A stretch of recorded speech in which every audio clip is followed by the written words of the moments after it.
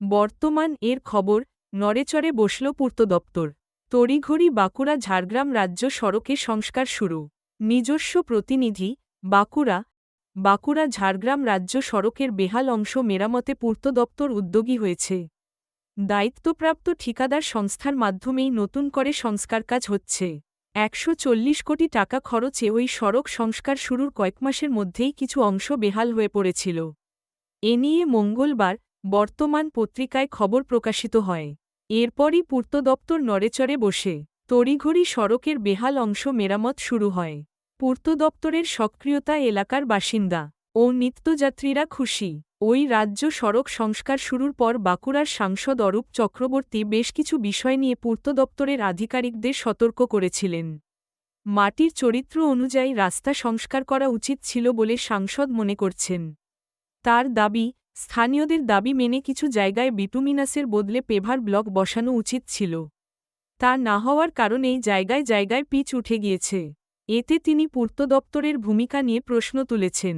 পূর্ত দপ্তরের বিষ্ণুপুর ডিভিশনের এক্সিকিউটিভ ইঞ্জিনিয়ার পদমর্যাদার এক আধিকারিক বলেন, ১ বছর ধরে রাজ্য সড়ক সংস্কার চলেছে। ঠিকাদার সংস্থা এখনও রাস্তাটি আমাদের হস্তান্তর করেনি। সেজন্য তারাই রাস্তার বেহাল অংশ মেরামত করে দিচ্ছে।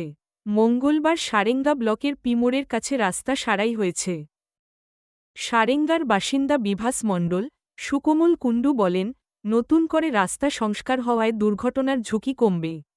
পূর্ত দপ্তরের এই উদ্যোগকে সাধুবাদ জানাই। বাঁকুড়ার সাংসদ বলেন, এই কাজের ওপর প্রথম থেকেই নজর রেখেছিলাম। সিমলাপাল থেকে রায়পুর পর্যন্ত কৃষিপ্রধান এলাকা। সেখানে মাটি নরম প্রকৃতির। তাছাড়া ওই সড়কের কিছু অংশ নিচু হওয়ায় বৃষ্টির জল বয়ে যায়। সেজন্য রায়পুর বাজার, ফুলকুসমা সহ বেশ কিছু জায়গায় পিচ বা বিটুমিনাসের বদলে পেভার ব্লক, ঝামা ইট বা ওই জাতীয় কিছু দিয়ে সংস্কার করলে ভালো হতো। তা না হওয়ায় সমস্যা হচ্ছে। রাস্তা দিয়ে জল বয়ে যাওয়ায় পিচ নরম হয়ে যাচ্ছে।